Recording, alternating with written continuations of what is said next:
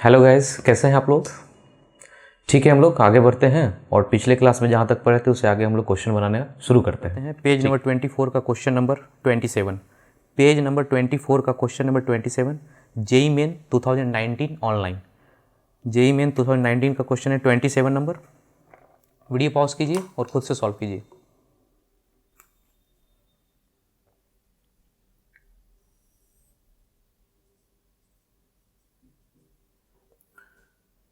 ठीक है, क्वेश्चन में देखिए क्या दिया हुआ है। कह रहा है कि पैरेलल प्लेट कैपेसिटर है जिसका ये वाला एरिया दिया हुआ है। सेपरेशन दोनों का कितना है, 3 mm। Gap is filled with 3 dielectric material of equal thickness which dielectric constant K1 K2 K3। इन सब का वैल्यू दिया हुआ, इसका है 10, इसका है 12 और इसका है 14। ठीक है। The dielectric constant of a material which when fully inserted in the above curve give the same capacitance. Correct. The dielectric constant, उस मटेरियल का डाइलेक्ट्रिक कांस्टेंट कितना होगी कि इस दोनों के बीच में डाल दें तो उतना ही आंसर देगा जो अभी दे रहा है। इसका मतलब यही ना होगा कि इसका इक्विवेलेंट के इक्विवेलेंट निकाल लें। हम बोलेंगे, पूछ रहा है कि डाइलेक्ट्रिक कांस्टेंट उस मटेरियल का कितना होगा कि आंसर सेम देगा, तो हम बोलेंगे उतना ही होगा जितना इन तीनों का इक्विवेलेंट आता है। इन तीनों का निकालने के बाद जो इक्विवेलेंट आएगा उस मटेरियल को इन दोनों के बीच में डाल दिया जाए तो दोनों का आंसर सेम आएगा। तो मेन क्वेश्चन ये है कि इसका डाइलेक्ट्रिक कांस्टेंट निकालना है। ठीक है, शुरू करते हैं। आपको ये ढूंढना है कि तीनों पैरेलल में कि सीरीज में है। तो आपको पकड़ने का तरीका बताती है कि प्लेट कौन सा है, पहले वो ढूंढिए प्लेट कौन सा है। तो प्लेट ये है इसलिए क्योंकि ये सेपरेशन दिया हुआ है। दो प्लेट के बीच का सेपरेशन कितना दिया है, 3, यानी प्लेट ये हो गया। ठीक है, अब ये दोनों तीनों के बारे में सोचिए। प्लेट ऐसा है, इसको ऐसे खड़ा करके रख लें, यानी कि ये जो डाइलेक्ट्रिक है ये दोनों सेम पोटेंशियल पे, ये भी डाइलेक्ट्रिक है सेम पोटेंशियल पे, ये भी डाइलेक्ट्रिक है सेम पोटेंशियल, यानी कि ये तीनों कैसा हो गया, सीरीज के पैरेलल। इस डायग्राम को आप देखना चाहें तो ऐसे हो गया ये, और ऐसे लगा हुआ है K1 K2 K3, सब कैसे है, पैरेलल में है।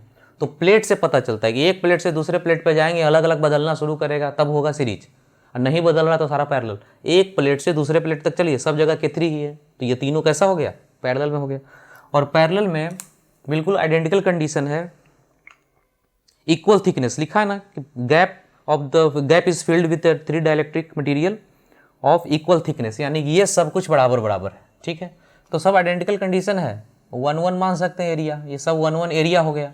सेपरेशन का मतलब नहीं, यहाँ पे सब आइडेंटिकल कंडीशन है। तो के इक्विवेलेंट का फॉर्मूला हम लोग अभी कुछ देर पहले क्वेश्चन किए तो उसमें भी किए थे, K1 + K2 + K3/3, ये सब आइडेंटिकल है। तो सबको ऐड कीजिए, 10 12 14/3 कितना हो गया, 36 बाई आंसर 12। आंसर कौन सा हो गया, ए।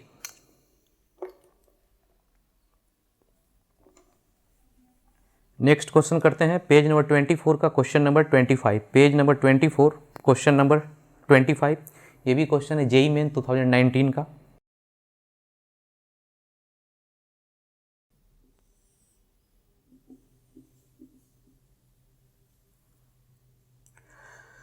क्वेश्चन में बोल रहा है कि पैरेलल प्लेट कैपेसिटर है फिल्ड विथ 4 डाइलेक्ट्रिक, डाला हुआ है K1 K2 K3 K4। Effective dielectric constant यानी के इक्विवेलेंट चाहिए। के इक्विवेलेंट चाहिए तो आप देखिए, इसमें पहले तो बताइए कि प्लेट कौन कौन सा है। पहले प्लेट को आइडेंटिफाई करना चाहिए कि प्लेट कौन सा है। तो प्लेट है ये और ये, क्योंकि एरिया दिया हुआ है, एरिया है मतलब प्लेट का एरिया दिया जाता है। ये वाला सेपरेशन हो गया, ये दोनों के बीच सेपरेशन हो गया, ये दोनों का सेपरेशन हो गया इतना, और प्लेट का एरिया है पूरा ए, जिसमें A/2 आइडियल कंडीशन है। आइडियल कंडीशन कब होता है, जब हाफ हाफ होता है। ये भी आइडियल कंडीशन है, हाफ हाफ है, और ये भी हाफ हाफ है। हम ऐसा बोलेंगे, ये दोनों पैरेलल में है और ये सीरीज में है। ये इसके बाद ये आता है, यानी कि सीरीज में है।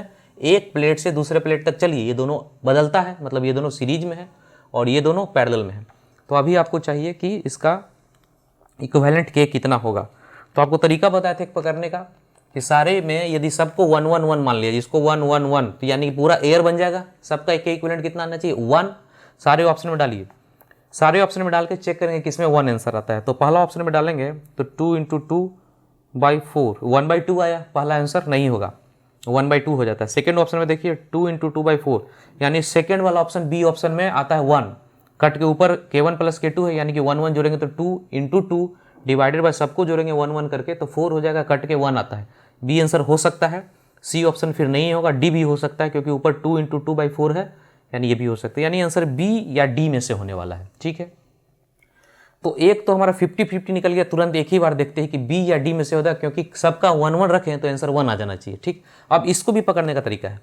अभी बी और डी में से कौन सा होगा, K1 K3 क्या है पैरेलल में, तो कभी भी यहाँ पे आंसर फार्मूला लिखाएगा तो K1 + K3/2 लिखाता है, तो K1 + K3 एक साथ होगा, K1 और K3 ऐड हुआ होगा एक साथ।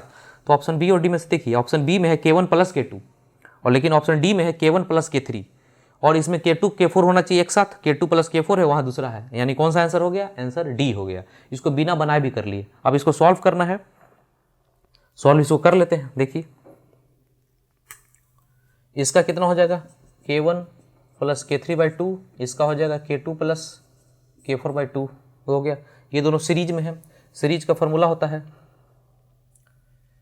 1, पूरा का पूरा डिस्टेंस 1 मान लें, इसको मान लें 1-1, तो पूरा डिस्टेंस कितना होगा 2, यानी 2/K इक्विवेलेंट बराबर 1/, इतना 1/, इतना करेंगे तो ये 2 पर चला जाएगा, 2 पर चला जाएगा by K1 + K3 + 2/K2 + K4, 2 तो कैंसिल हो गया, इसलिए यहाँ पे आएगा 1/K इक्विवेलेंट बराबर 1/, LCM लेंगे तो K1 + K3 × K2 + K4, ये ऊपर आएगा, इधर जाएगा, ये बन जाएगा K1 + K2 + K3 + K4। इसको उल्टा कर दें, इसको जब उल्टा कर दो तो K इक्विवेलेंट निकल जाएगा, उल्टा करने के बाद कौन सा आ जाता है, K1 + K3 + K2 + K4 divided by, यानी आंसर डी हो गया। देख लीजिए, तो पकड़ने का तरीका आपको बताए थे, कैसे 1-1-1 सबको मानेंगे आंसर 1 आ जाएगा, तो काम आपका हो गया आसानी से।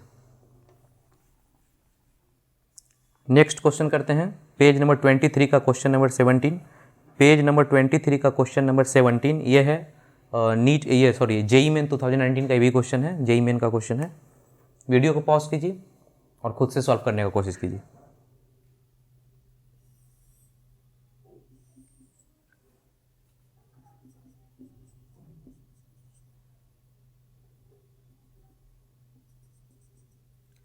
तो इस तरह से डायग्राम बना हुआ है। तो सबसे पहले आपको देखना है इन दोनों डायग्राम में, ये फिगर 1 है, फिगर 2 है, इसमें दोनों में हमको ये देखना है कि प्लेट कहाँ पे है।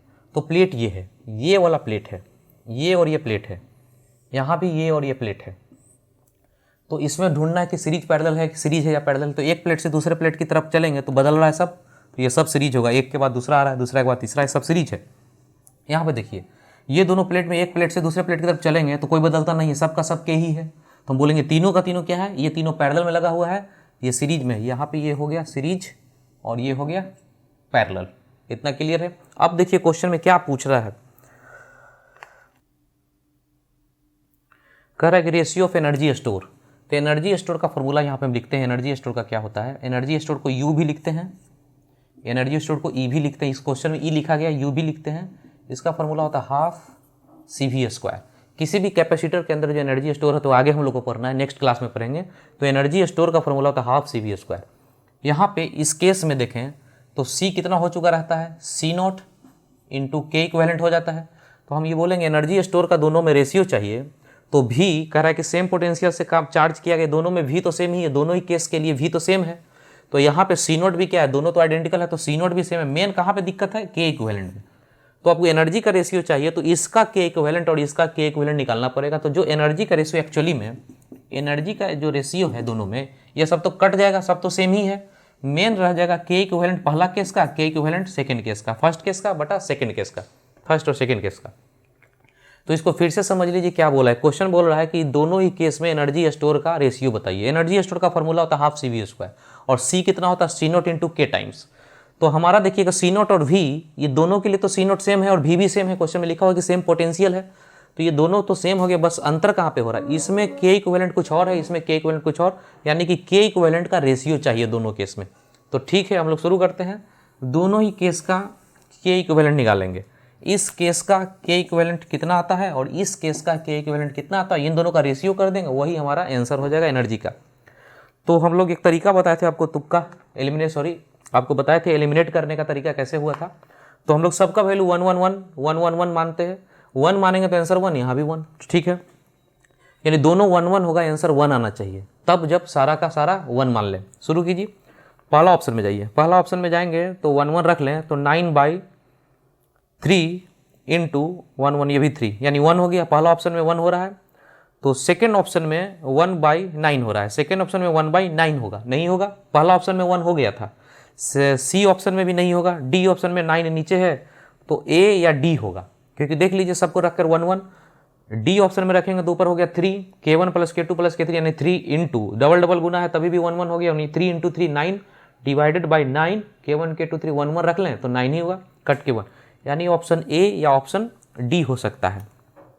ठीक है, अभी यहाँ पे देखें, ठीक है, यहाँ पे देखते हैं हम लोग, यदि 1 1 1 डाल दें तो इसका हमको ऑप्शन आ रहा है ए या डी, ये दोनों में से कौन सा चुनना, ये हमारा क्वेश्चन है, कैसे चुने। तो यहाँ पे देखिए, यहाँ पे देखिएगा हमको चाहिए E1/E2, यानी इस केस का जो K इक्विवेलेंट है डिवाइडेड बाई इस केस का K इक्विवेलेंट, ठीक है, यही आंसर आएगा। अब इस केस में थोड़ा सा हमको देख लेना है कि K1 + K2 K3 क्या है, ये पैरेलल में है, इस पैरेलल में है, तो पैरेलल का इसका होता है K1 + K2 + K3/3, 3 लगा हुआ ना है, तो K1 प्लस, यानी कि ये जो चीज़ है E2 इस केस का है, सेकेंड केस का, ये चीज़ यहाँ पे जाएगा। K इक्विवेलेंट इस केस का पहला केस का K इक्विवेलेंट है, मतलब ये वाला है, और सेकेंड केस का K इक्विवेलेंट यहाँ जाने वाला है, इतना तो क्लियर है। तो यहाँ पे K1 + K2 + K3 नीचे में होगा, इतना ध्यान रखना है, K1 + K2 नीचे में होगा, तो नीचे में कौन सा, ऑप्शन ए और ऑप्शन डी में से K1 + K2 + K3 नीचे में कौन सा है, तो नीचे में ऑप्शन ए है, हो गया क्लियर, ऑप्शन ए हो गया आंसर।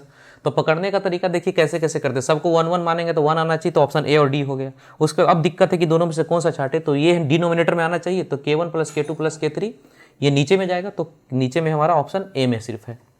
ठीक है, ठीक है, अभी इस क्वेश्चन को हम लोग सॉल्व करते हैं तरीके से, कितना होगा, लेकिन ठीक है, आपको तरीका पता चल गया कि जल्दी से क्वेश्चन सॉल्व करना तो कैसे करेंगे। तो इसका K इक्विवेलेंट तो निकल चुका, इसका K इक्विवेलेंट निकालना है। तो ये सीरीज में है, सबको 1 1 1 मान लें, सीरीज में है डिस्टेंस, तो तरीका इसका क्या है, टोटल डिस्टेंस कितना है 3/K इक्विवेलेंट बराबर 1/K1 + 1/K2 + 1/K3, यहाँ से करेंगे तो ये चीज़ हो जाएगा 3/K इक्विवेलेंट बराबर, एलसीएम लेंगे K1 K2 K3, तो तीनों ऐसे एक हो गया तो 2 मिलकर जाएगा, यानी K1 K2 K2 K3 K3 K1, ये हो गया। इसीलिए यहाँ से K इक्विवेलेंट कितना हो जाएगा, K इक्विवेलेंट निकालें 3K1 K2 K3 by K1 K2 + K2 K3 + K3 K1, ये चीज़ हो गया K इक्विवेलेंट। एक K इक्विवेलेंट ये है, दूसरा ये है, इन दोनों का रेशियो कर दें तो ये चीज़ ऊपर में रहेगा, नीचे में 3 रहेगा, देखिए इन दोनों का रेशियो करके ये दोनों गुना में आ जाएगा, 3 ऊपर चला जाएगा, तो 9 K1 K2 K3 हो गया आंसर। इतना बटा इतना करना है आपको, सिर्फ हो गया आंसर।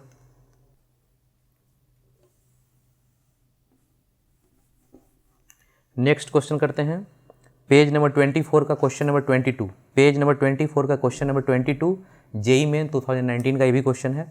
मेडिकल वाले जितने स्टूडेंट इसको समझिए, अच्छे से देखिए, ताकि आपका नीट में कम से कम 45 में 40 42 43 तक का स्कोर आपका आसानी से हो जाए।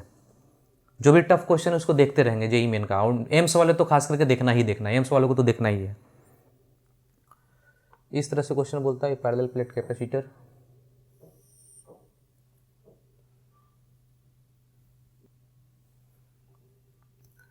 Parallel plate capacitor is made of 2 square plate of side a बोल रहा है क्वेश्चन में, separated by distance d. Question में कह रहा है ये डिस्टेंस डी है और ये साइड ए है, कह रहा है the lower triangular portion is filled with dielectric, lower triangular portion माने ऐसा, नीचे में कह रहा है कि एक डाइलेक्ट्रिक को डाल दिया गया है, नीचे में एक अलग टाइप का डाइलेक्ट्रिक है, देख सकते हैं, इसको ऐसे कर लें, नीचे में एक डाइलेक्ट्रिक है डाल दिया गया जिसका डाइलेक्ट्रिक कांस्टेंट है K, ऊपर का खाली है।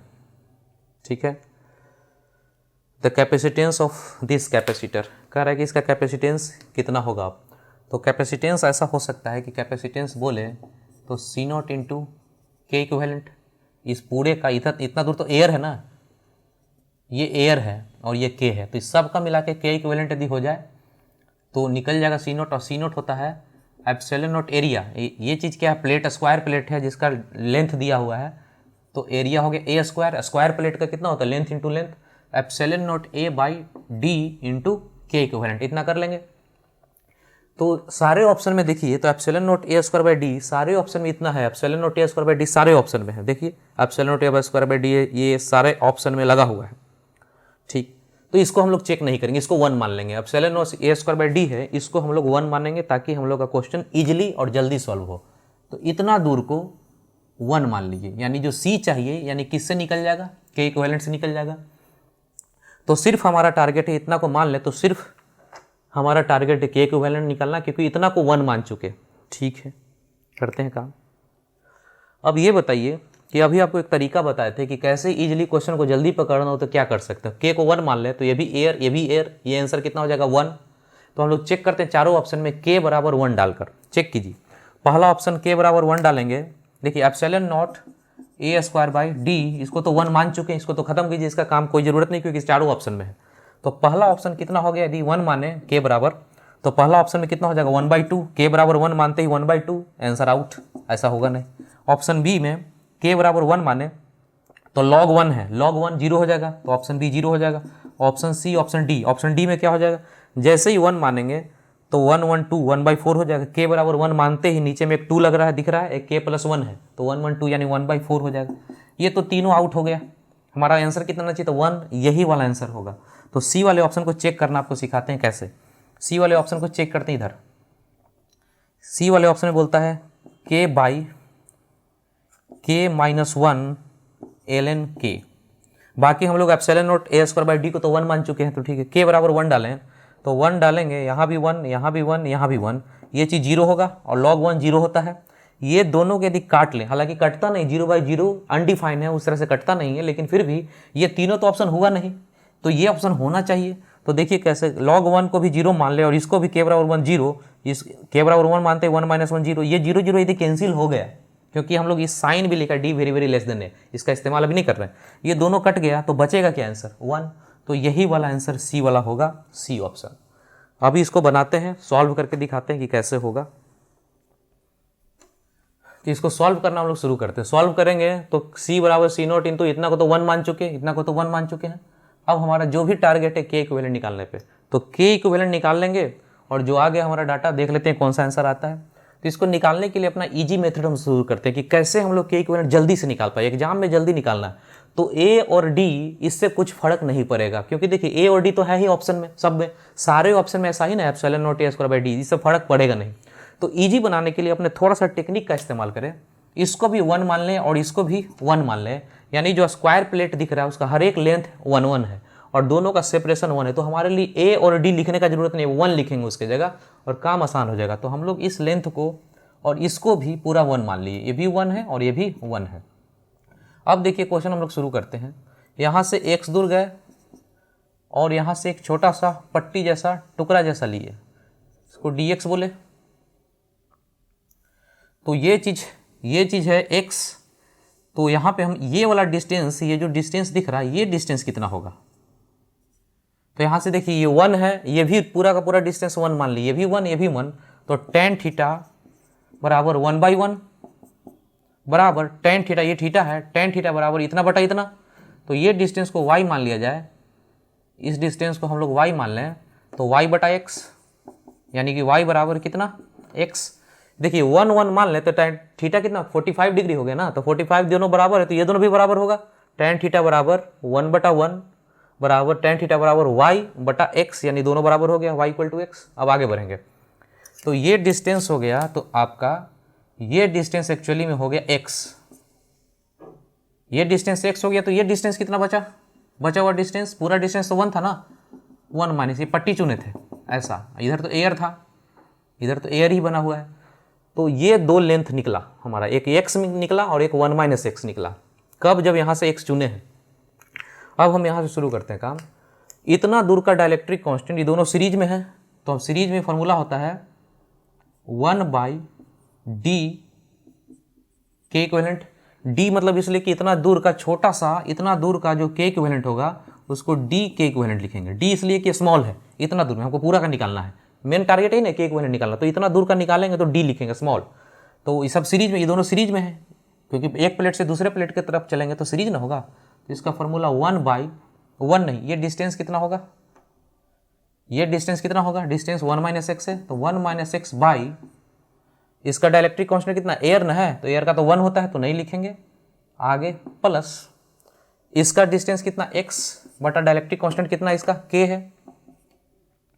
अभी इसको देखिए यहाँ पे करके कैलकुलेशन थोड़ा, ये कितना हो जाएगा, k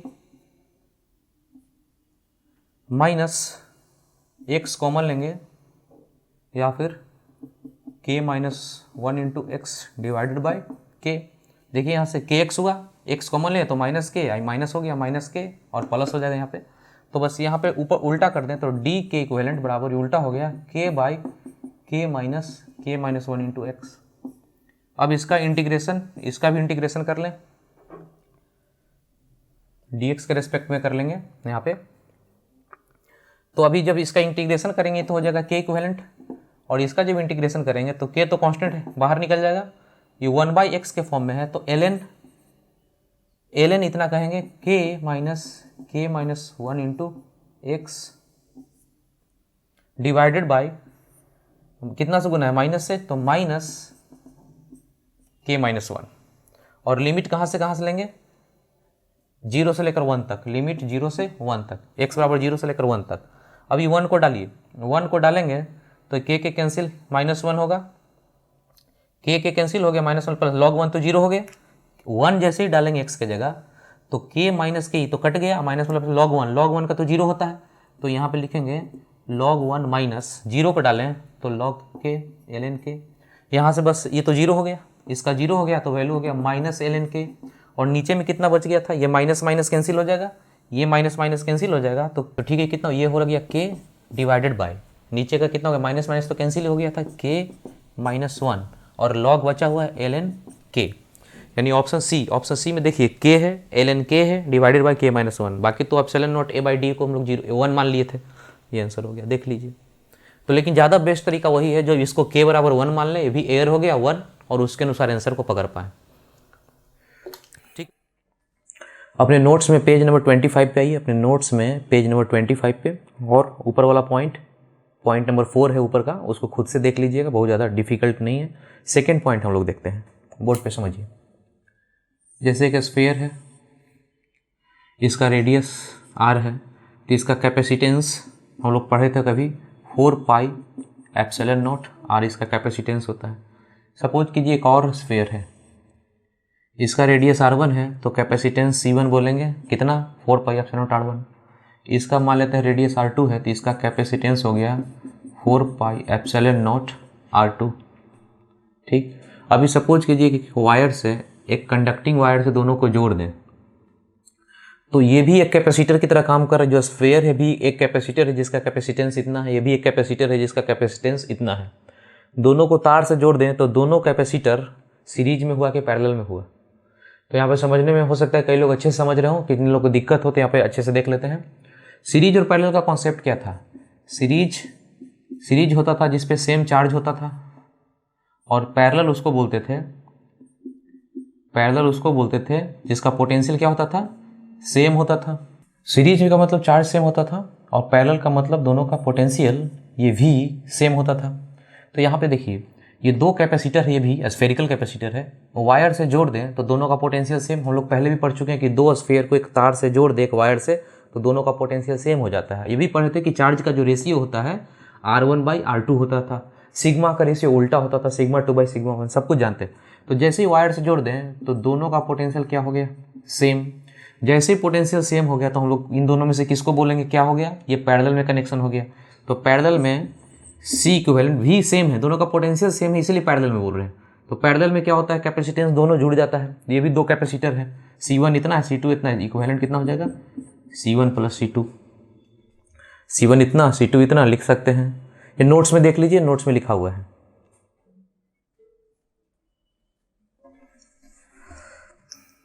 ठीक है, आगे बढ़ते हैं हम लोग, आगे का कॉन्सेप्ट समझते हैं।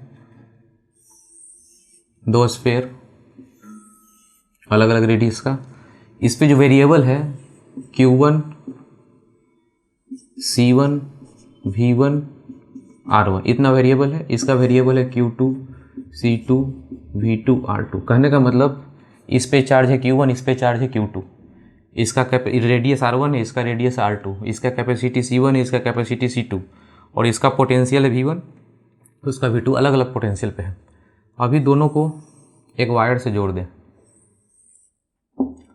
दोनों को एक वायर से जोड़ दें तो हम लोग सेम पोटेंशियल बोलते हैं। यहाँ पे दोनों का पोटेंशियल क्या हो जाता है? सेम। अभी पोटेंशियल V1 V2 है, इन दोनों के पोटेंशियल में अंतर है, लेकिन जैसे ही जोड़ दें तो दोनों का पोटेंशियल क्या हो जाता है? सेम।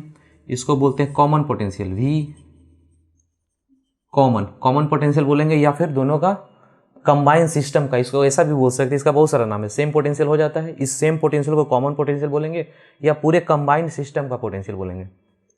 अब ये बताइए कि चार्ज जो इस पे Q1 Q2 था अभी भी वही है कि बदल गया? तो अब तो चार्ज बदल गया, Q1 डैश Q2 डैश, ये हो गया नया चार्ज, ये Q1 डैश और ये Q2 डैश। हम इतना जानते हैं कि इन दोनों का जो रेशियो होगा वो इसके रेडियस के फॉर्म में होगा, R1/R2। हम लोग पहले गौसला में पढ़े थे कि इन दोनों का चार्ज का रेशियो R1/R2 होता है, उसके रेडियस के फॉर्म में होता है। लेकिन ये दोनों चार्ज जोड़कर, ये दोनों चार्ज था Q1 Q2 उतना के बराबर होना चाहिए, क्योंकि कंजर्वेशन ऑफ चार्ज है, चार्ज तो कहीं नहीं जाएगा। तो यहाँ पे बोल सकते हैं कि इन दोनों को जोड़िए या इन दोनों को जोड़िए, बात बराबर होगा। नेट चार्ज कितना होगा? Q1 plus Q2। शुरू में नेट चार्ज कितना है? इन दोनों का जोड़ेंगे तो Q1 Q2, Q1 plus Q2। बाद में नेट चार्ज कितना है? Q1 dash plus Q2 dash. लेकिन हम लोग जानते हैं कि नेट चार्ज तो वही रहना चाहिए, यदि 100 कूलम है टोटल तो बाद में भी 100 कूलम। तो Q1 प्लस Q2 बराबर Q1 dash plus Q2 dash, यानी चार्ज ये दोनों जोड़ के सब बराबर होगा। इसको नेट चार्ज बोलेंगे, इन दोनों को जोड़ेंगे उसको नेट चार्ज बोलेंगे। और इतना है, Q को CV भी लिखते हैं, Q बराबर CV होता है। तो Q1 को C1 V1, Q2 को C2 V2 लिखा जा सकता है, Q2 को C2 V2। ठीक है, इतना समझने में कोई दिक्कत नहीं। अभी यहाँ पे हम लोग आगे बढ़ते हैं। अभी ये दोनों चीज पैरेलल में आ गया, दोनों पैरेलल में आ गया, ये दोनों कैपेसिटर है, दोनों पैरेलल में आ गया। तो C इक्विवेलेंट कितना हो गया? C1 plus C2। यानी जो भी सारा डाटा जो हम लोग लिखने वाले हैं, अभी यहाँ पे जो भी डिस्कशन करेंगे सारा CV के फॉर्म में, C और V के फॉर्म में डिस्कशन करने वाले। यहाँ भी CV के फॉर्म में C1 C2 लिखे हैं। अब यहाँ फिर से एक बार आपको बताते हैं यहाँ पर क्या क्या कॉन्सेप्ट है।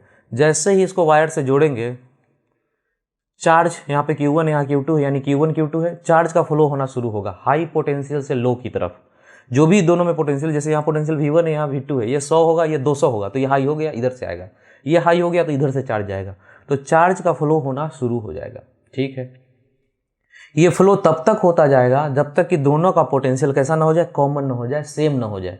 ये तब तक होगा जब तक सेम हो गया। अब यहाँ पे बताइए कि जैसे ही चार्ज का फ्लो शुरू किया, यहाँ से यहाँ चलना, चार्ज चलने लगा, तो चार्ज क्या बन गया? करंट। और किसी भी वायर का कुछ ना कुछ तो रेसिस्टेंस होता ही है, तो करंट कभी भी फ्लो करे तो इसमें I² RT इतना का लॉस होता है, I² RT के रूप में, हीट एनर्जी के रूप में। यानी कि वायर जो है गर्म हो जाएगा। कोई भी वायर है, कहीं भी अब करंट फ्लो होता है, जैसे मोबाइल का चार्जर या कहीं भी, तो करंट फ्लो होगा तो I² RT का लॉस होता है, यानी इतना हीट जनरेट करता है, गर्म हो जाता है, यानी हीट के रूप में इतना एनर्जी लॉस कर जाएगा। तो हम देख रहे हैं यहाँ पे कि जैसे ही चार्ज चला, ये वायर गर्म हो गया, एनर्जी लॉस कर गया। तो हम इतना तो बता सकते हैं कि शुरू में स्टोर एनर्जी इन दोनों का मिला के मान लिया 100 हो, तो इन दोनों का मिला के बाद में जो एनर्जी होगा 100 से कम होगा, क्योंकि कुछ तो लॉस कर जाता है एनर्जी। तो यही सब कॉन्सेप्ट हमको लॉस ढूंढना है, कितना है कॉमन पोटेंशियल। शुरू में इसका पोटेंशियल V1 V2 है, तो बाद में कॉमन पोटेंशियल कितना है।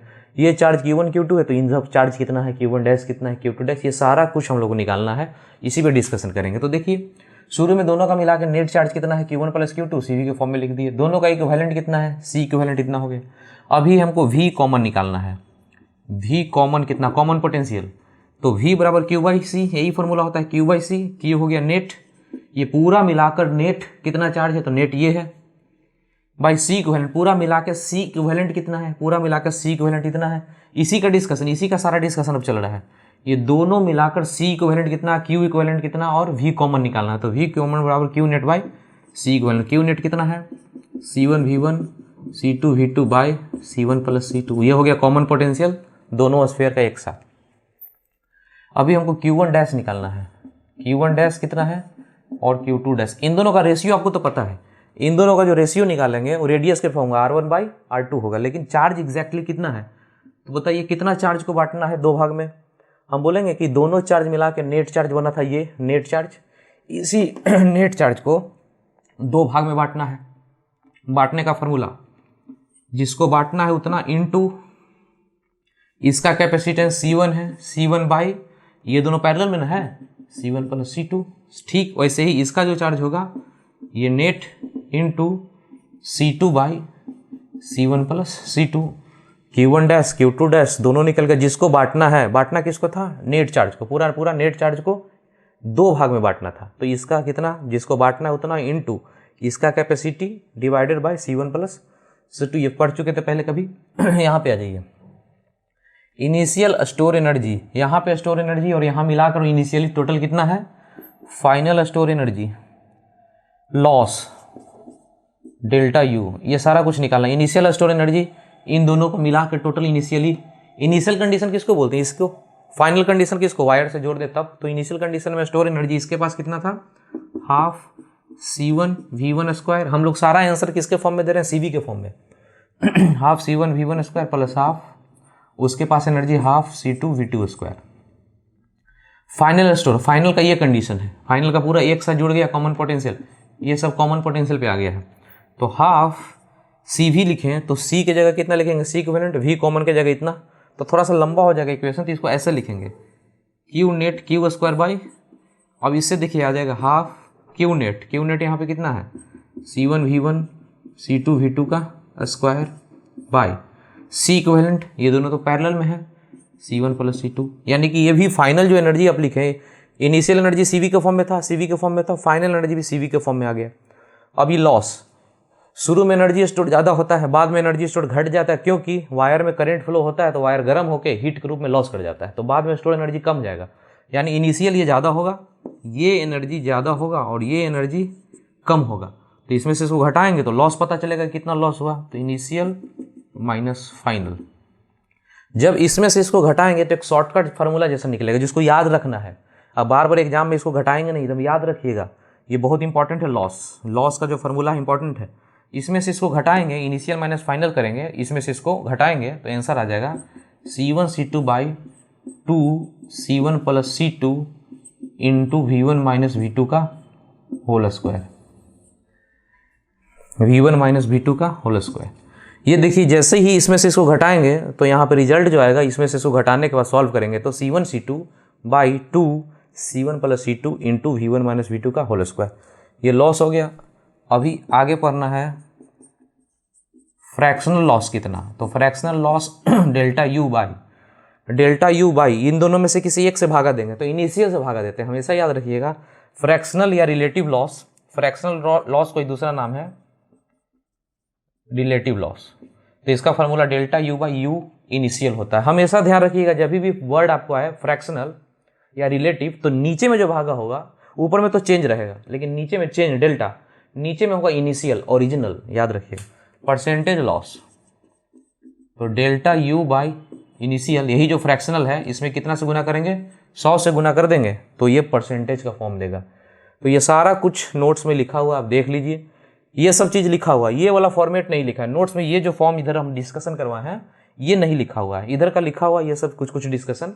तो जो आपको लगता है नोट्स में कि ये सब नहीं लिखा है तो उसको आप लिख लीजिएगा पेज नंबर 25 में, पेज नंबर 25 के नोट्स में होगा, एक बार देख लीजिए।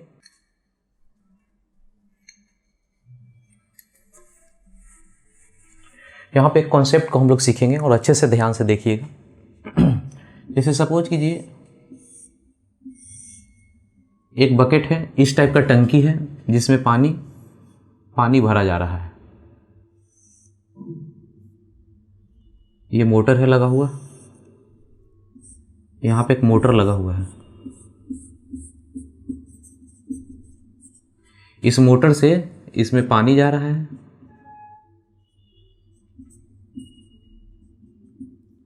ये मोटर लगा हुआ, इस पे पानी भरा जा रहा है। सपोज कीजिए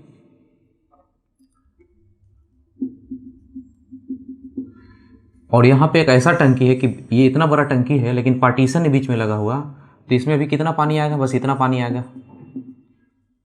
इसका कैपेसिटी,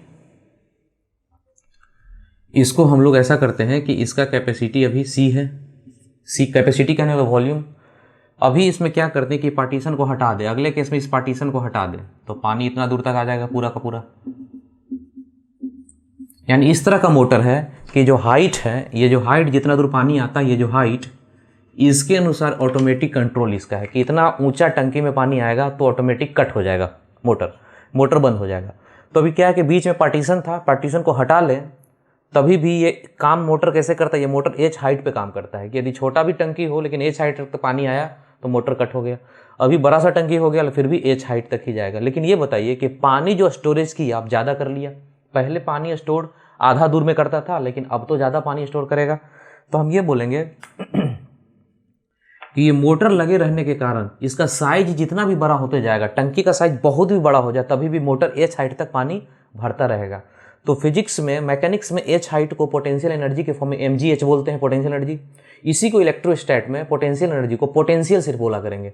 तो हम ऐसा बोलेंगे जब तक मोटर लगा हुआ है, पानी को चार्ज मान लीजिए, चार्ज है वो बढ़ेगा घटेगा कुछ भी हो सकता है, ये चेंज करता रहेगा, ये चेंज करेगा, चार्ज बढ़ सकता है, चेंज हो सकता है। लेकिन पोटेंशियल मतलब ये हाइट हमेशा बराबर होगा। तो पोटेंशियल क्या रहेगा, कांस्टेंट रहेगा, ये बदलेगा नहीं। यानी हाइट टंकी में जो पानी होगा उसका हाइट, चाहे टंकी का साइज कितना भी बड़ा हो, हाइट एच ही होगा, क्योंकि एच के अनुसार ये मोटर काम करता है, इस हाइट के अनुसार अपने आप ऑटो कट हो जाता है। तो यहाँ पे एक सिचुएशन लिए जिसमें टंकी लिए और ये सारा काम किए, तो हम ऐसा बोल सकते हैं चार्ज हो गया, पानी बढ़ सकता है टंकी का साइज बड़ा होगा तो, लेकिन पोटेंशियल यानी हाइट mgh पोटेंशियल एनर्जी वो कांस्टेंट रहेगा। सेम चीज फिर से इसको करते हैं ऐसा, ये टंकी है, इतना दूर पानी है, अब क्या किए हैं, पानी मतलब ये चार्ज है, मोटर को हटा दिए, मोटर को कनेक्शन ही था ना, इसको तोड़ के हटा लिए। अभी बीच से इस पार्टीशन को हटा लें, खत्म कर लें, तो पानी क्या हो जाएगा, इस पार्टीशन को हटा लें तो पानी का लेवल नीचे चला जाएगा। यानी पहले जो पानी का हाइट एच हुआ करता था, अभी ये पानी का हाइट क्या हो गया, घट गया। लेकिन अंदर में जो पानी का क्वांटिटी है इतना है उतना ही रह गया, क्योंकि जब पानी जितना है उसके टंकी का साइज हम बड़ा कर दें तो पानी नीचे चला जाएगा, लेकिन पानी का क्वांटिटी तो वही है। तो हम यहाँ पे ऐसा बोल सकते हैं, ये जितना क्वांटिटी है पानी का यानी चार्ज के फॉर्म में, वो हो गया क्या यहाँ पे कांस्टेंट, लेकिन पोटेंशियल कांस्टेंट नहीं, ये क्या हो सकता है, ये चेंज हो सकता है, घट सकता है, बढ़ सकता है। ये दो सिचुएशन को अच्छे समझिए। जब तक मोटर लगा रहेगा तो क्या कांस्टेंट रहेगा, हाइट यानी पोटेंशियल, और चार्ज या पानी बढ़ सकता है, घट सकता है। यहाँ मोटर एक बार खत्म हो गया, टूट गया, तो जितना पानी टंकी में आया था बस उतना ही रहेगा, वो बदलेगा नहीं। यानी चार्ज कांस्टेंट रहेगा या पानी कांस्टेंट रहेगा, लेकिन पोटेंशियल यानी हाइट घट सकता है, पोटेंशियल चेंज हो सकता है। यही चीज़ को अपना इलेक्ट्रोस्टैट में अप्लाई करते हैं हम लोग और समझने का कोशिश करते हैं। ठीक है, अभी जो कॉन्सेप्ट हम लोग सीखे हैं इसको इलेक्ट्रोस्टैट में अपने कैपेसिटर में इसको अप्लाई करके देखते हैं। जैसे कैपेसिटर है, इसको बैटरी से कनेक्ट किए, एक और कैपेसिटर है, इसको भी बैटरी से कनेक्ट किए।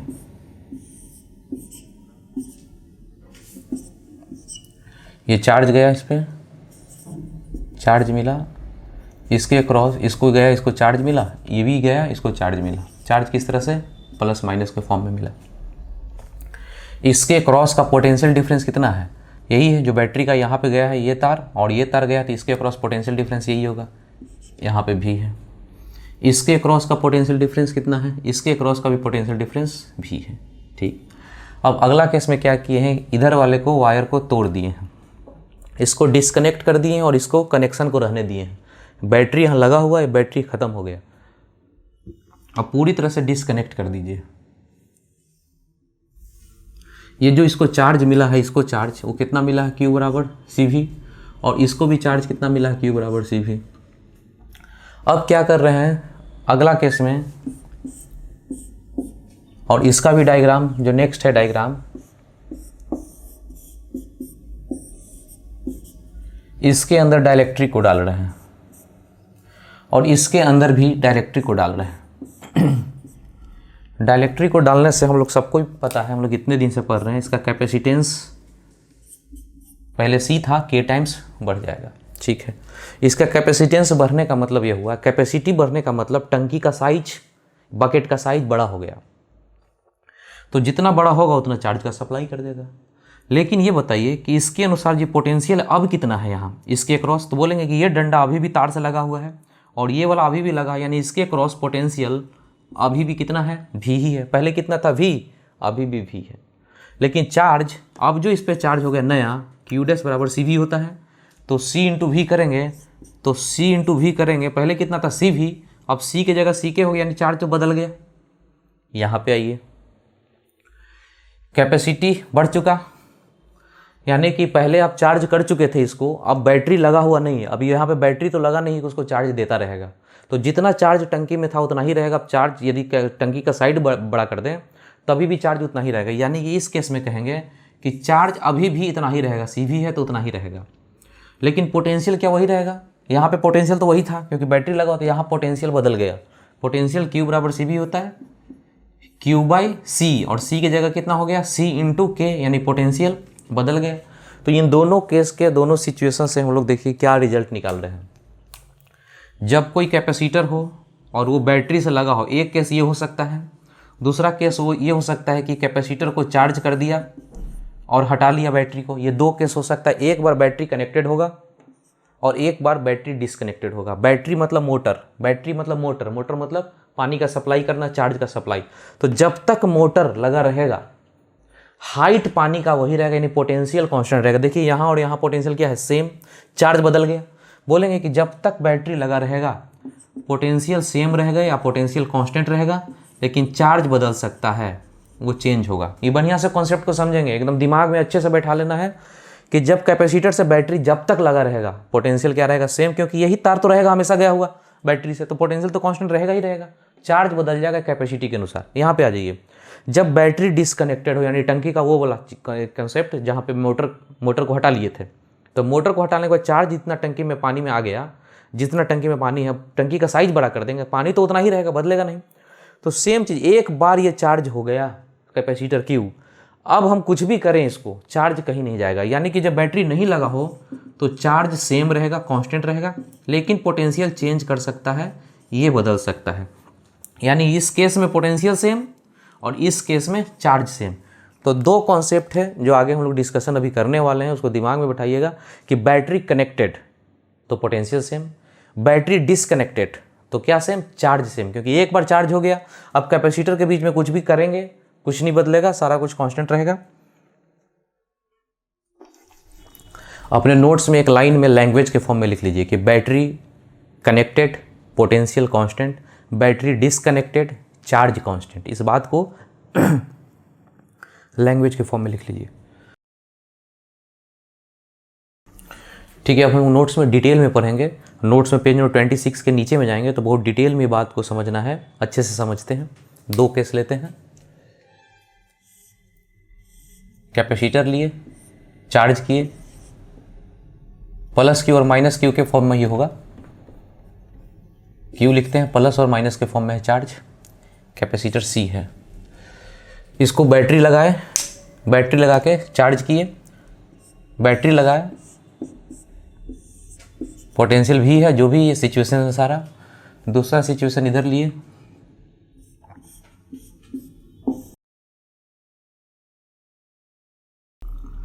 इस पे भी चार्ज Q है, इसका पोटेंशियल कितना है, V है। अभी यहाँ पे देखिए क्या कि इसको जैसे ही चार्ज की बैटरी को डिस्कनेक्ट कर दिया। डिस्कनेक्ट करने का मतलब ये एक सिचुएशन बना लिए, चार्ज तो हो चुका, बैटरी को बैटरी से जैसे ही कैपेसिटर को लगाए थे, ये चार्ज को भेज के इसको पूरी तरह से चार्ज कर दिया। चार्ज करने के बाद बैटरी को तोड़ कर हटा लें तभी भी चार्ज, यानी पानी में टंकी तो रहेगा ही रहेगा, ये चार्ज रहेगा ही रहेगा। यहाँ पे हटाई नहीं है, बैटरी कनेक्टेड है भी। अब क्या करें, इसके अंदर डाइलेक्ट्रिक डालेंगे। अगला सिचुएशन ये है कि इसके अंदर डाइलेक्ट्रिक डालेंगे, तो कैपेसिटी C से कितना हो जाएगा, C इंटू के। हम लोग जानते हैं कि जैसे डाइलेक्ट्रिक डालेंगे कैपेसिटी बढ़ जाता है, जैसे बकेट का साइज बड़ा हो जाता है, सेम इस कैपेसिटी बढ़ जाता है। चार्ज वही रहेगा कि बदल जाएगा। अभी हम लोग पढ़ रहे थे कि बैटरी यदि नहीं लगा हुआ हो, डिसकनेक्टेड हो, चार्ज कहीं नहीं जाएगा। एक बार जो चार्ज हो गया वो हमेशा रह जाता है, यानी ये चार्ज वही रह जाएगा, Q सेम, बदलेगा नहीं, ये तो वही रहेगा। कैपेसिटी तो हो गया ज़्यादा पर चार्ज नहीं, चार्ज तो वही रहेगा। यहाँ पे आइए, ये सिचुएशन है। अभी इसके अक्रॉस सब कुछ वही है, बस अंदर में डाइलेक्ट्रिक डाल दिए। डाइलेक्ट्रिक डालने के बाद डाइलेक्ट्रिक बैटरी कनेक्टेड है, बैटरी कनेक्टेड है तो क्या सीखे थे, बैटरी यानी मोटर लगा हो तो पोटेंशियल, यानी बैटरी लगा हो तो पोटेंशियल हमेशा कांस्टेंट रहता, क्योंकि इन दोनों के बीच का पोटेंशियल डिफरेंस भी है, वही तो यहाँ जाएगा। इन दोनों के बीच अभी भी इन दोनों प्लेट के बीच वही जाएगा, तो पोटेंशियल भी है यहाँ पे, यहाँ भी पोटेंशियल वही रहेगा। पोटेंशियल तो कांस्टेंट रहेगा। क्या चार्ज भी कांस्टेंट रहेगा?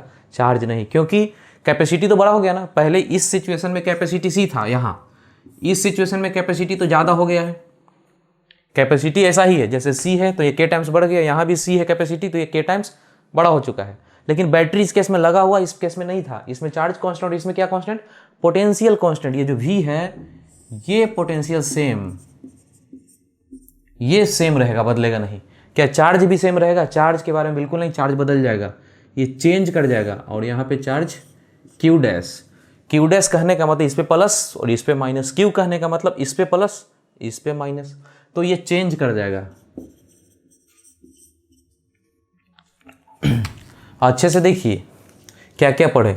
यहाँ पे बैटरी नहीं है, बैटरी नहीं है तो चार्ज सेम, बैटरी लगा रहेगा, बैटरी कनेक्टेड रहेगा तो क्या सेम? पोटेंशियल सेम, लेकिन चार्ज बदला हो रहेगा। तो अभी इतना ही नहीं, और चीज़ पढ़ना है, क्या क्या चीज़ बदल जाएगा, क्या क्या नहीं बदलेगा, इसमें क्या क्या चीज़ बदलेगा।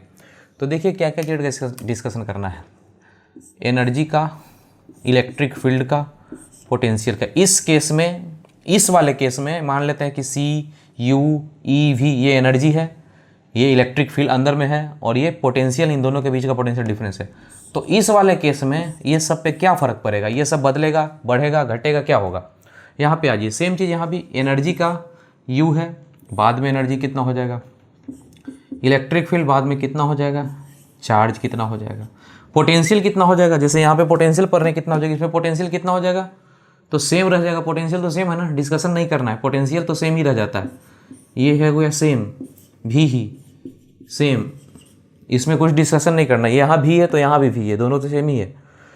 यहाँ पे चार्ज का डिस्कशन नहीं करना है क्योंकि चार्ज सेम है। जैसे यहाँ पे चार्ज का सेम है तो डिस्कशन नहीं करेंगे, वैसे यहाँ पोटेंशियल सेम है तो इसका डिस्कशन नहीं करेंगे। हम लोग को पता है वो कॉन्सेप्ट।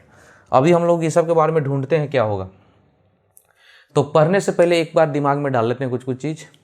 ये सारा चीज़ के टाइम्स घटेगा, घटेगा इसलिए, और ये सारा चीज़ के टाइम्स बढ़ेगा। देखिए कहीं भी मोटर यदि लगा हुआ हो तो जितना कुछ होगा पानी का सप्लाई तो उतना कर ही देगा। मोटर जब तक लगा रहेगा, जितना भी बड़ा हो कैपेसिटी उसमें डालते जाएगा, डालते जाएगा, डालते जाएगा। यहाँ पे देखिए कैपेसिटर के अंदर डाइलेक्ट्रिक डालें तो कैपेसिटेंस बढ़ जाता है, यानी बकेट का साइज बड़ा हो जाता है। जैसे डाइलेक्ट्रिक डालेंगे बकेट का साइज बड़ा हो जाएगा। तो ये बताइए जब तक मोटर लगा रहेगा, जितना भी बड़ा बकेट कर ले उसमें पानी तो डालता जाएगा, यानी बढ़ता जाएगा कोई चीज़।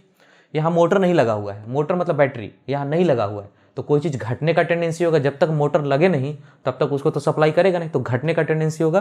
तो बस इतना जाना, ये सारा टर्म के टाइम्स घटेगा और ये सारा टर्म के टाइम्स बढ़ते चला जाएगा, बस इतना याद करने के लिए। बाकी यहाँ पे देखिए एनर्जी का डेरिवेशन करते हैं कि कैसे होगा।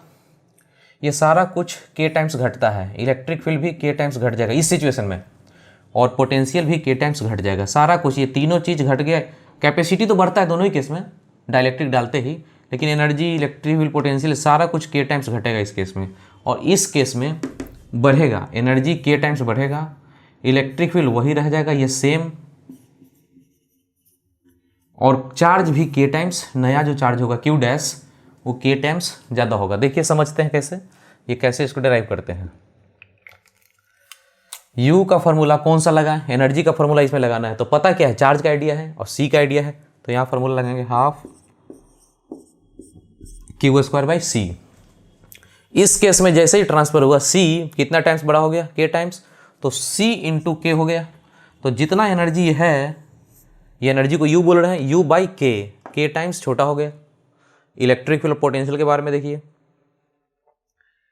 Q = C भी होता है, तो V = Q/C, और C K टाइम्स ज़्यादा हो चुका है डाइलेक्ट्रिक डालते ही, तो K टाइम्स ज़्यादा हो जाए तो जितना है उसमें K टाइम्स से डिवीजन रहेगा, यानी कि पोटेंशियल K टाइम्स कम हो गया।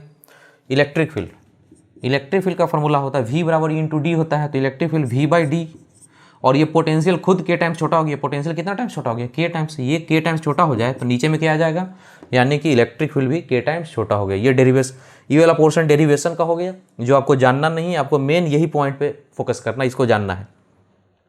यहाँ पे आ जाइए, यहाँ पे डिस्कशन करते हैं।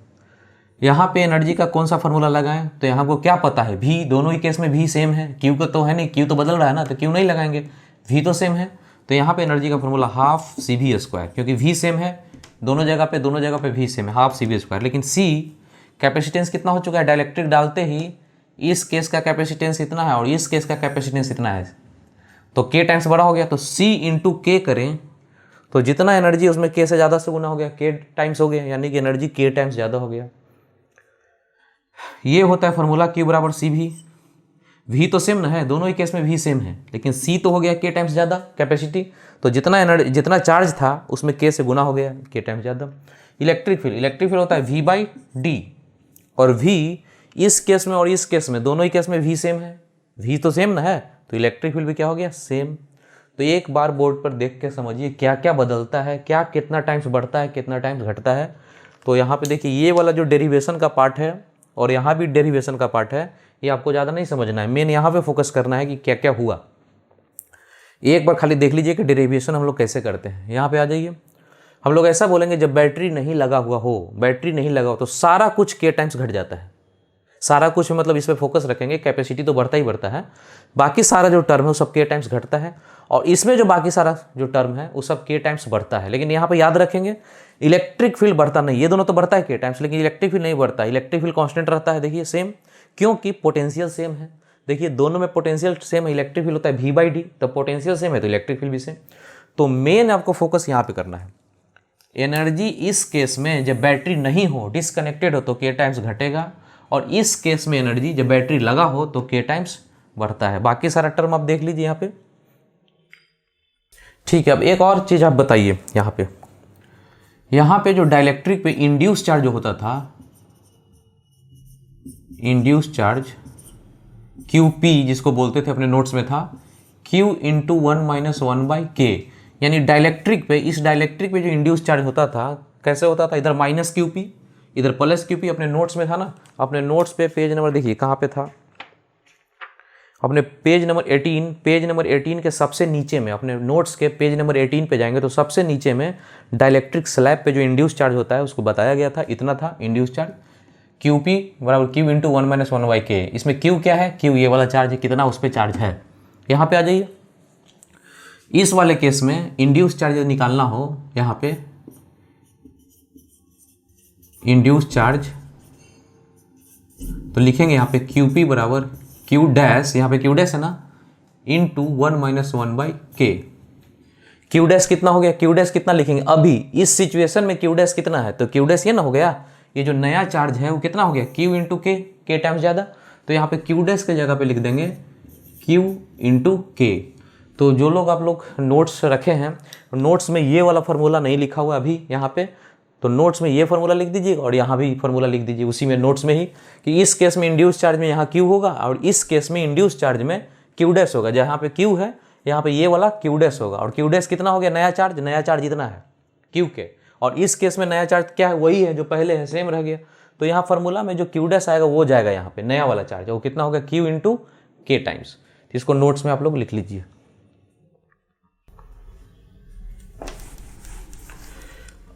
जैसे ही हम लोग एक बार पढ़े थे, फिर से देखेंगे, एक कैपेसिटर है, चार्ज करके बैटरी को हटा लिया, एक और कैपेसिटर है जिस पे बैटरी लगा हुआ हो, दोनों अलग अलग सिचुएशन हुआ, इसके अंदर डाइलेक्ट्रिक डाले और इसके अंदर डाइलेक्ट्रिक डाले, तो हम लोग पढ़े थे दोनों ही केस में कैपेसिटी के टाइम्स हो जाएगा, यहाँ भी कैपेसिटी के टाइम्स बढ़ जाता है, और इस केस में इलेक्ट्रिक फील्ड के टाइम्स घट जाता है। जैसे ही डाइलेक्ट्रिक डालेंगे इलेक्ट्रिक फील्ड के टाइम्स घट जाएगा, E0/K पढ़े थे। लेकिन इस केस में इलेक्ट्रिक फील्ड वही रहेगा, कांस्टेंट रहेगा, सेम रहेगा। दोनों में याद रखिए, हम लोग पहले पढ़े थे कि जैसे ही डाइलेक्ट्रिक डालें इलेक्ट्रिक फील्ड के टाइम्स घट जाता है, तो इलेक्ट्रिक फील्ड देखिए घट रहा है, लेकिन यहाँ पे इलेक्ट्रिक फील्ड घटेगा नहीं। तो अब दोनों में सिचुएशन को याद रखिए। जब हम लोग डिटेल में अब आगे बढ़ गए हैं, और इसको अच्छे से समझिए, जब बैटरी नहीं लगा होगा तब के टाइम्स घटेगा, यदि बैटरी लगा हो तो के टाइम्स घटेगा नहीं, इलेक्ट्रिक फील्ड वही रहेगा, इलेक्ट्रिक फील्ड पे कोई फर्क नहीं पड़ेगा, क्योंकि इलेक्ट्रिक फील्ड का फॉर्मूला होता है V/d। और यहाँ तो इस केस में जब बैटरी लगा हो तो पोटेंशियल तो कांस्टेंट रहता है, तो ये कांस्टेंट है तो पूरा ये भी कांस्टेंट हो गया, V तो सेम रह गया ना, ये तो सेम ही रहता है हर सिचुएशन में, बाद में भी जब बैटरी लगा है तो पोटेंशियल सेम कांस्टेंट, तो इलेक्ट्रिक फील्ड भी सेम। तो अभी दोनों में अंतर समझिए, डाइलेक्ट्रिक डालने के बाद हर हाल में इलेक्ट्रिक फील्ड नहीं घटेगा, डिपेंड करता है कि सिचुएशन कैसा है, यदि बैटरी लगा है तो नहीं घटेगा, और यदि बैटरी नहीं लगा है तो के टाइम्स घट जाएगा।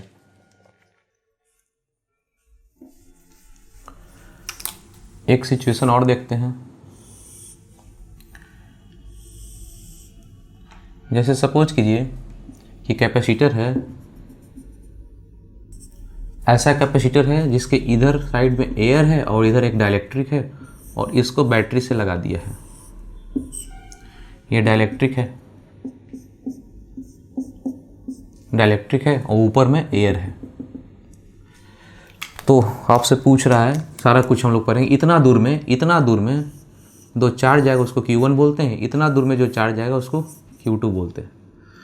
तो इतना दूर का कैपेसिटी C1 मानते हैं, इतना दूर का कैपेसिटी C2, कितना होगा इसका कैपेसिटी, इसका एरिया कुछ होगा, इतना दूर का एरिया एप्सिलॉन नॉट A1/d, इसका एरिया A1 मान लें तो एप्सिलॉन नॉट A1/d एयर है, तो इतना दूर का कैपेसिटी कितना हो जाएगा, एप्सिलॉन नॉट A2, इसका एरिया A2 मान लीजिए, बाई d इंटू कैपेसिटी के टाइम्स ज़्यादा हो गया, ठीक है, ये दोनों का कैपेसिटी निकल गया। अभी चार्ज चाहिए, ये सब चार्ज कितना होगा, तो चार्ज का कितना होता है फॉर्मूला CV, तो चार्ज बराबर C इंटू V करें तो कैपेसिटी, तो इतना दूर का कैपेसिटी तो आपको पता चल गया ये है, और इन दोनों के बीच का पोटेंशियल ये है। क्या बोले कि जब तक बैटरी लगा हुआ रहेगा, चाहे डाइलेक्ट्रिक डालें या न डालें, क्या कांस्टेंट रह जाएगा, पोटेंशियल। इन दोनों के बीच का पोटेंशियल, ऊपर का भी पोटेंशियल, नीचे का एक ही ना मेटल का प्लेट है, ये मेटल का प्लेट तो एक ही है, तो इन दोनों के बीच का पोटेंशियल, इन दोनों का पोटेंशियल सेम है, और कितना के बराबर V। तो यहाँ बोलेंगे Q बराबर CV, यानी C1 भी और Q2, इतना दूर में जो चार्ज आएगा C2 इंटू V। C1 कितना, इतना लिखेंगे, C2 कितना लिखेंगे, इतना, इंटू के टाइम्स, क्योंकि डाइलेक्ट्रिक है, ठीक है। इसके अंदर में मान लेते हैं इलेक्ट्रिक फील्ड E1 है, और इसके अंदर में इलेक्ट्रिक फील्ड E2 है, तो E1 कितना बोलेंगे और E2 कितना बोलेंगे, बताइए, E1 E2। तो हम ये बोलेंगे कि जब बैटरी लगा हुआ हो, तो बैटरी लगा हुआ कैसे याद कीजिए, बैटरी लगा हुआ हो तो potential same, electric field same, चाहे डाइलेक्ट्रिक हो चाहे नहीं हो, डाइलेक्ट्रिक डालने के बाद भी इलेक्ट्रिक फील्ड वही रहेगा जो पहले था, क्योंकि पोटेंशियल क्या है, सेम। तो बोलेंगे E1 बराबर E2, इसके अंदर का इलेक्ट्रिक फील्ड, इसके अंदर का इलेक्ट्रिक फील्ड, दोनों बराबर होगा, और कितना के बराबर होगा, ये तो सेम रहेगा ना हर हाल में, ये तो सेम रहता है, कांस्टेंट रहता है, तो ये हर हाल में दोनों का दोनों ये भी सेम रहेगा। एक बार देख लीजिए सिचुएशन, इसके अंदर एयर के अंदर इलेक्ट्रिक फील्ड और डाइलेक्ट्रिक के अंदर दोनों सेम होगा, क्योंकि इलेक्ट्रिक फील्ड का फॉर्मूला होता है V/d, और V जब बैटरी लगा हो तो सेम रहेगा यहाँ के बीच, दोनों ही सिचुएशन। तो ये इस चीज़ को नोट्स में नहीं लिखा है, तो इसको आप नोट्स में लिख लीजिए। जो जेई मेन का खास करके तैयारी करते हैं, एडवांस का तैयारी करते हैं, वो लोग लिखेंगे, मेडिकल में इतना डिटेल में क्वेश्चन नहीं जाएगा, हो सकता है एम्स में जाए, यदि एम्स में पूछे तो इसको आप देख लीजिए।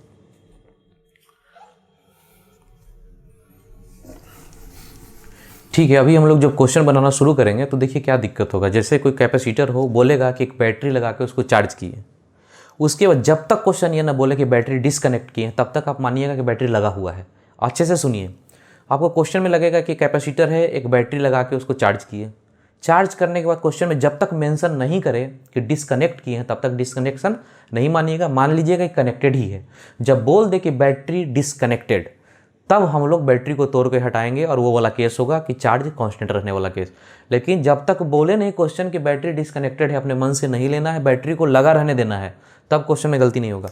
और वर्क डन, अभी कैपेसिटर के अंदर में डाइलेक्ट्रिक डालते थे तो देखते थे एनर्जी के टाइम्स घटता है, जब बैटरी नहीं लगा हो तो एनर्जी के टाइम्स घट जाएगा, और जब बैटरी लगा हुआ हो तो के टाइम्स बढ़ता है। तो एनर्जी घटता बढ़े, यदि घटे और बढ़े, चेंज करे एनर्जी, तो वर्क डन होता है। तो वर्क डन के बारे में आपको डेल्टा यू, यही हो गया। वर्क डन पूछे कि कैपेसिटर के अंदर डाइलेक्ट्रिक डाल दिए, निकाल दिए, कुछ भी कर दिए, वर्क डन पूछे तो delta U, change in energy. तो इस चैप्टर में आपको बोले भी थे कैपेसिटर में फाइनल और इनिशियल नहीं देखना है, सीधा ज़्यादा एनर्जी माइनस कम एनर्जी कर देना है, आंसर आ जाएगा। तो इस चैप्टर में पार्टिकुलरली कैपेसिटर वाले चैप्टर में जैसे ही वर्क डन पूछे तो वर्क डन मतलब एनर्जी का चेंज करना है, ज़्यादा एनर्जी में से कम एनर्जी को घटा दीजिए, आंसर आएगा। अपने नोट्स में पेज नंबर 27 पे एक एग्जाम्पल है, उसको देखिए और समझिए। एक सिचुएशन ऐसा दिया हुआ है, क्यू सी ये दिया हुआ है, इसके अंदर बोल रहा है कि अब डाइलेक्ट्रिक डाल दे। अगला किस सिचुएशन में डाइलेक्ट्रिक को डाल दे, डाइलेक्ट्रिक डालने के बाद कितना काम करना पड़ेगा, आपको यही क्वेश्चन है। तो इस केस में मान लेते हैं एनर्जी यू है, आपको पूछा है वर्क कितना करना पड़ेगा, यही सिचुएशन है। तो ये बताइए कि चार्ज बदल गया क्या, बैटरी तो नहीं लगा है, बैटरी नहीं लगा है तो चार्ज तो वही रहेगा, बदलेगा नहीं, चार्ज वही रहेगा। सी है कितना टाइम्स बढ़ जाएगा, सी है के टाइम्स बड़ा हो जाएगा। एनर्जी है वो क्या हो जाएगा, के टाइम्स घट जाएगा। ये सारा डिस्कशन लोग जानते हैं। तो इसके अंदर जो एनर्जी मान लेते हैं इनिशियली यू है, तो जैसे ही डाइलेक्ट्रिक डालेंगे एनर्जी घट जाएगा के टाइम्स। तो वर्क डन चाहिए तो ज़्यादा एनर्जी माइनस कम एनर्जी, ज़्यादा दोनों में से ये दिख रहा है, इतना माइनस इतना करेंगे, यू कॉमन 1 माइनस 1/k। और यू कितना, यू शुरू वाला एनर्जी इस फॉर्म में, क्यू और सी के फॉर्म में हाफ Q²/c। ये आंसर हो गया वर्क डन का।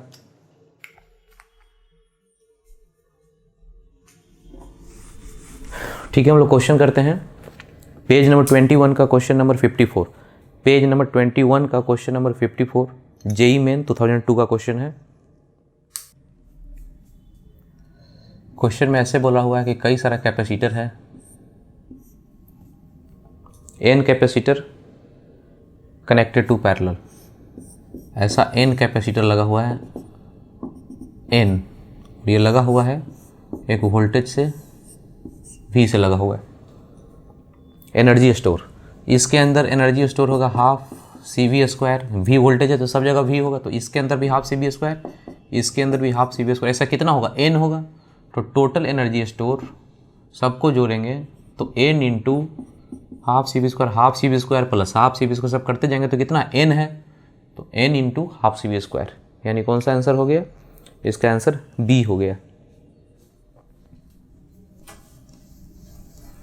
ठीक है, नेक्स्ट क्वेश्चन करते हैं पेज नंबर 20 का क्वेश्चन नंबर 47। पेज नंबर 20 का क्वेश्चन नंबर 47। क्वेश्चन में ये बोला है एक कैपेसिटर है, प्लेसिंग ए चार्ज, इसमें चार्ज तो दिया हुआ है 8, कंडेंसन करने का मतलब कैपेसिटर ऑफ कैपेसिटी कितना है 1। अभी क्या है कि हम लोग कैसे इस क्वेश्चन को करेंगे, 100 इसमें लिखा है 100 माइक्रोफैराड, 100 को 1 माने, माइक्रो को हम लोग ध्यान नहीं देते 1 माने, और ये है 8 इंटू 10 टू द पावर कुछ, तो 8 मानेंगे, 10 टू द पावर को नहीं करेंगे, क्योंकि हम लोग देखेंगे ऑप्शन को तो ऑप्शन में सारा वैल्यू अलग अलग है, बस सीधा सीधा निकल जाएगा। इसमें कह रहा है कि वर्क डन कितना करना पड़ेगा, तो वर्क जो होता है क्वेश्चन में बोला कि इसको ऐसा चार्ज देने में, ऐसा कैपेसिटर है इसको चार्ज देने में कितना वर्क करना पड़ेगा। वर्क होता है चेंज इन एनर्जी, हम लोग पढ़ चुके हैं, ज़्यादा एनर्जी माइनस कम एनर्जी, ज़्यादा एनर्जी माइनस कम एनर्जी हम लोग पढ़ चुके हैं। कम एनर्जी मतलब कैपेसिटर पे कोई चार्ज दिए नहीं थे, जब कैपेसिटर पे कोई चार्ज दिए नहीं तो कोई वर्क नहीं हुआ। एक्चुअली में देखिए, जब कैपेसिटर पे कोई चार्ज दिए नहीं तो एनर्जी कितना है 0, तो कम एनर्जी कितना होगा 0, मतलब कुछ है ही नहीं, और बाद में चार्ज दे दिए हैं तो ज़्यादा जो एनर्जी होगा अभी वाला फॉर्मेट, तो सीधा सीधा बता देना है ज़्यादा एनर्जी का अभी वाला हाफ Q²/c, यानी 32 64 हो गया, 32 का आंसर, 32 वाला आंसर हो गया, डी ऑप्शन। नेक्स्ट क्वेश्चन करते हैं पेज नंबर 19 का क्वेश्चन नंबर 36। पेज नंबर 19 का क्वेश्चन नंबर 36 जेई मेन 2005 का क्वेश्चन है, सो देखिए कीजिए। क्वेश्चन में ऐसा बोलता है एक कैपेसिटर है जिसका कैपेसिटी C है, कुछ इसका पास चार्ज है प्लस और माइनस के फॉर्म में, ठीक है। मान लेते हैं इसका पोटेंशियल डिफरेंस, तो ये तीनों आपस में रिलेटेड है, Q=CV। अब कह रहा है चार्ज किस तरह से होता है, प्लस और माइनस के फॉर्म में, तो इसको डिस्चार्ज जैसे हम लोग याद कीजिए, जैसे एक वायर से जोड़ दें तो चार्ज कितना हो जाता था 0, जैसे ही वायर से जोड़े ये प्लस और माइनस को, प्लस वाला चार्ज चल के माइनस को न्यूट्रलाइज करता था। इसको दोनों को क्या बोलते थे, सेम पोटेंशियल पे हो जाता है, सेम पोटेंशियल पे होता है तो पोटेंशियल डिफरेंस 0, तो Q=CV कहते तो Q 0। तो जैसे ही वायर से जोड़ देंगे, लीकेज भी बोलते थे इसको, तो चार्ज प्लस से माइनस की तरफ चलेगा और ये गर्म हो जाएगा वायर, I² RT, ये गर्म होके लॉस हो जाएगा पूरा का पूरा। तो कह रहा है कि जब ऐसे करके जोड़ दें तो डिस्चार्ज कर देगा, यानी कि अब चार्ज कितना हो जाएगा, 0 हो जाएगा। जब ऐसे जोड़ दें तो यही चार्ज कितना हो जाएगा, 0, डिस्चार्ज कर जाएगा। तो आपसे क्वेश्चन ये बोला है कि पोटेंशियल डिफरेंस कितना होगा कि ये जैसे ही वायर गर्म होना शुरू हुआ, बीच वाला वायर जब गर्म शुरू हुआ तो कितना टेम्परेचर इसका बढ़ गया। कह रहा था if the temperature of the block raised by ΔT, यानी कि जब ये गर्म होने लगा तो इसका दिया हुआ इतना दूर का मास भी दिया हुआ है, एस भी दिया हुआ है और ΔT टेम्परेचर हो गया, यानी यहीं पे लॉस होता है। तो एनर्जी जो स्टोर था शुरू का ½ CV², जो स्टोर एनर्जी इसके पास पहले से, जैसे इसे वायर से नहीं कनेक्ट करेंगे तो यही एनर्जी रहेगा QCV। तो इसका एनर्जी इसके फॉर्म में लिखें या इसके फॉर्म में लिखें, तो शुरू में एनर्जी स्टोर इतना है ½ CV²। अब जैसे इसको जोड़ दें तो ये एनर्जी पूरा का पूरा एनर्जी जो स्टोर है पूरा लॉस कर जाता है। और लॉस करके जाता कहाँ है, ये वायर को गर्म करने में, I² RT के फॉर्म में जाता है, ये गर्म हो जाता है। तो गर्म होगा तो टेम्परेचर बढ़ेगा, किसी भी वायर का टेम्परेचर यदि बढ़ता है, गर्म हो रहा है तो बढ़ रहा है टेम्परेचर। तो MS ΔT एक हीट में पढ़ना है कि कितना उसको हीट मिला, ये जो हीट या एनर्जी लॉस किया उसको मिल गया। बढ़िया से देखिए क्वेश्चन को समझिए। इसके पास एनर्जी 100 जूल का था, वो 100 जूल गया कहाँ, लॉस हुआ तो 0 हो गया बाद में, जैसे ही तार जोड़े तो 0 हो गया। तो 100 जूल गया कहाँ, वो 100 जूल चला गया पूरा वायर को गर्म करने में। वायर गर्म क्यों हो रहा है, क्यों उसमें लॉस हो रहा है, I² RT के कारण। I² RT के कारण हीट डेवलप हो रहा है तो गर्म हो गया। तो वायर जो है गर्म हुआ, तो गर्म हुआ तो इसमें कितना हीट मिला होगा, जो 100 जूल जो स्टोर एनर्जी इसके पास वही ना इसको पूरा मिला होगा। इसको हीट मिलने के बाद कितना टेम्परेचर बढ़ेगा, हीट एंड थर्मोडायनेमिक चैप्टर में पढ़ना है कि इसको हीट मिला तो ये गर्म हुआ ΔT से, तो कितना इसको हीट मिला होगा, MS ΔT, ये फॉर्मूला है। अभी क्वेश्चन में पूछता है कि ये V कितना होगा, यही क्वेश्चन में पूछता है कि V कितना होगा। तो V² बराबर 2MS ΔT/C, इसका रूट कर देंगे। ऑप्शन कौन सा हो गया, MS ΔT/C, यानी ऑप्शन C हो गया। नेक्स्ट क्वेश्चन करते हैं, पेज नंबर 18 का क्वेश्चन नंबर 29। यह है JEE मेन 2007 का क्वेश्चन। इसको देखिए, वीडियो पॉज करके खुद से कीजिए। क्वेश्चन में बोलता है कि एक पैरेलल प्लेट कैपेसिटर है जिसका कैपेसिटी C है और इसके अंदर में डाइलेक्ट्रिक डाला हुआ है। ये parallel plate capacity with dielectric of dielectric constant k between the plate has capacity C, इसको डाइलेक्ट्रिक भी डाल दिया है, ठीक है। एंड इस चार्ज टू पोटेंशियल V, अब इसको लगा दिया एक V वोल्ट से लगा दिया यहाँ, ठीक है। The dielectric slab is slowly removed, अब डाइलेक्ट्रिक स्लैब को बाहर कर दिया। तो अगला डायग्राम ऐसा बन गया, अब डाइलेक्ट्रिक स्लैब को बाहर कर दिया, यहाँ पे कर दिया। फिर कहता है देन री इंसर्टेड, यानी कि फिर से क्वेश्चन ऐसा बोला, अब इसके अंदर डाइलेक्ट्रिक को डाल दिया, पहले बाहर किया फिर अंदर डाल दिया। तो कहता है net work done by the system in this process. तो यहाँ पे देखिए, जब बैटरी लगा हो तो डाइलेक्ट्रिक अंदर हो तो K टाइम्स एनर्जी ज़्यादा होता है। जब डाइलेक्ट्रिक बाहर हो, एनर्जी मान लेते हैं, जब डाइलेक्ट्रिक बाहर हो तो एनर्जी U मान लें, सपोज कीजिए U मान लें एनर्जी, तो डाइलेक्ट्रिक डालते ही एनर्जी K टाइम्स ज़्यादा हो जाता है, तो इससे ये हो जाता। फिर बोलता है कि उसको वापस डाल दिए, तो डालने से फिर एनर्जी की, यानी शुरू में जितना एनर्जी था, ये इनिशियल कंडीशन है, बाद का कंडीशन, यानी कि डाइलेक्ट्रिक पहले था डाला हुआ, उसको बाहर किया फिर डाल दिया, तो एनर्जी वैसा को वैसा ही। शुरू में जितना एनर्जी है बाद में एनर्जी उतना ही है, बीच में खाली ये सिचुएशन हुआ था। तो ये दोनों सिचुएशन में शुरू और बाद का देखें तो वर्क डन 0, कुछ नहीं, क्योंकि बाद का क्या होता है, वर्क डन ΔU होता है, दोनों तो सेम ही एनर्जी है। लेकिन क्वेश्चन सिर्फ आपसे ये पूछता कि डाइलेक्ट्रिक पहले से डाला हुआ है, बाहर कर दें, ये कर दें, तो काम कितना करना पड़ेगा। तो उसमें करेंगे ΔU, ज़्यादा में से कम, यानी कि इसमें से इसको घटा लेंगे तो U इंटू K-1, और U बराबर कितना लिखेंगे, ½ CV², ये जो V है यहाँ पे U इस वाले केस का। तो देखिए, आपको क्वेश्चन आपसे पूछा है अभी फिलहाल तो उसका 0 आंसर है। आपसे बोलता कि सिर्फ डाइलेक्ट्रिक को बाहर करने में कितना काम करना पड़ेगा, तो बाहर जब कर देता तो मान लेते U होता एनर्जी, तो पहले से डाला हुआ था एनर्जी इससे ज़्यादा होता K टाइम्स, तो इसमें से इसको घटा देंगे तो आंसर आ जाता इतना।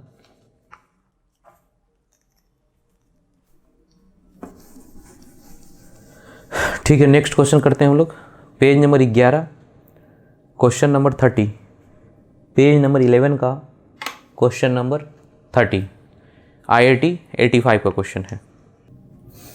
क्वेश्चन में बोला है कि एक पैरेलल प्लेट कैपेसिटर है, बैटरी से लगा हुआ है, ठीक है। उस समय सारा कुछ अंदर में दिया है, charge, potential, electric field, unit सब कुछ दिया हुआ है। फिर आपसे पूछता है कि अब एक डाइलेक्ट्रिक स्लैब को उसके अंदर डालें, लेकिन बैटरी अभी भी लगा हुआ है। तो बैटरी जब लगा हुआ है तो पूछा है कि कौन कौन सा क्वांटिटी पहले की तुलना में अब बदल जाएगा। तो हम लोग जानते हैं बैटरी लगा हुआ है तो बस क्या कांस्टेंट रहता है, आपको दिमाग याद है, आपको दिमाग में होगा बात कि जब भी बैटरी लगा हो तो पोटेंशियल कांस्टेंट होता है। पोटेंशियल कांस्टेंट होता है, बाकी सारा चीज़ के टाइम्स बढ़ जाता है। आपको देखिए, याद कीजिए कि जब बैटरी लगा हुआ हो डाइलेक्ट्रिक डालने के बाद सारा कुछ बढ़ता है के टाइम्स, सिर्फ क्या कांस्टेंट रहता है, सिर्फ पोटेंशियल, दोनों ही केस में कांस्टेंट रहता है। तो इसमें कौन कौन सा ऑप्शन होगा?